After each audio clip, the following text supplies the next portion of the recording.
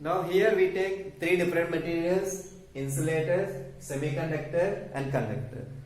So now this will have a valence band, this is also having valence band, this is also valence band. That means that like this valence band is there.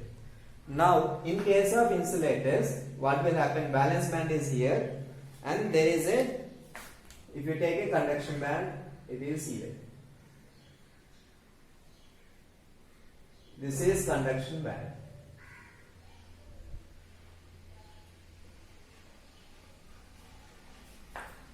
So as earlier what we understood that, so whenever the valence electrons are there, that electron should become a conduction electron, then only current passes in the material. That means the energy between valence band and conduction band energy should be less. The gap should be less. Whenever gap is very less, that means easily electron coming outside, it becomes a free electron, it becomes, then current passes. You understand? So for example, in the valence state, electron is there, it have a less energy. Okay, less energy. If you want to become it is free, it needed very more energy. Then it cannot be come outside. Until unless you have to give more very high energy, external energy should be given, then only it will come to outside. That means, so what we can understand according to band theory of solids, valence band is here, conduction band is here. There is a energy gap between these two. That energy gap is larger. So this gap we can call it as a forbidden band gap. Forbidden band gap. So forbidden gap. Forbidden energy gap. So this forbidden energy gap is more. That means electrons should come to from valence state to conduction state. It should be come from the valence state to conduction state. So that means there is a gap is there. Schematically we can represent it is, if you take energy is here.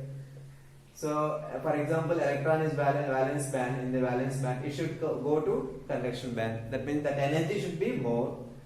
So that energy, who will give that energy? We have to give some energy from externally.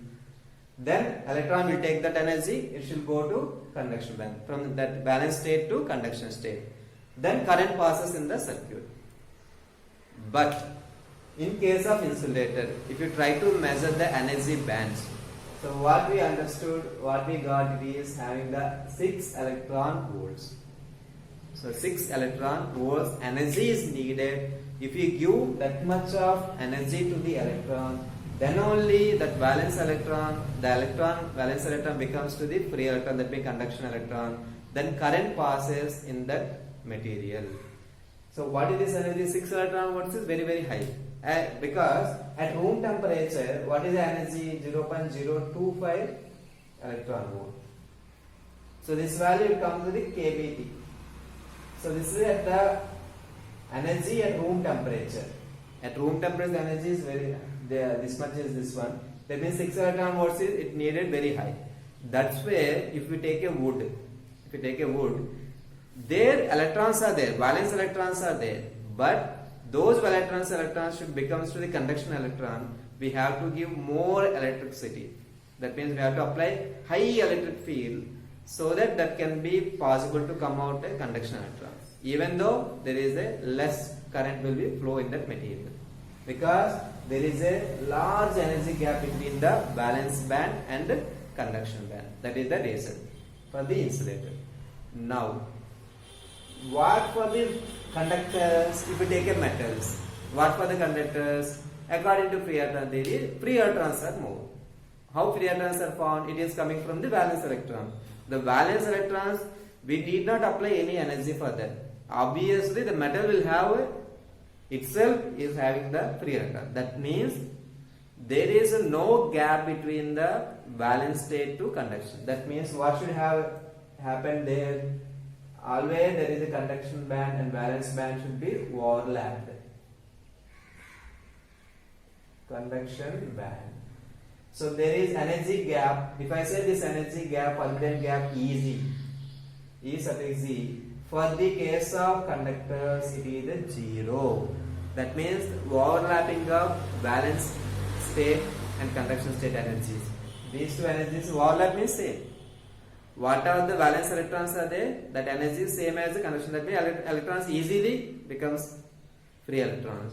That means the electricity, whatever the conduction of electricity takes place. So this is for the case of conductors. For insulators, band gap is equal to 6 electron volts.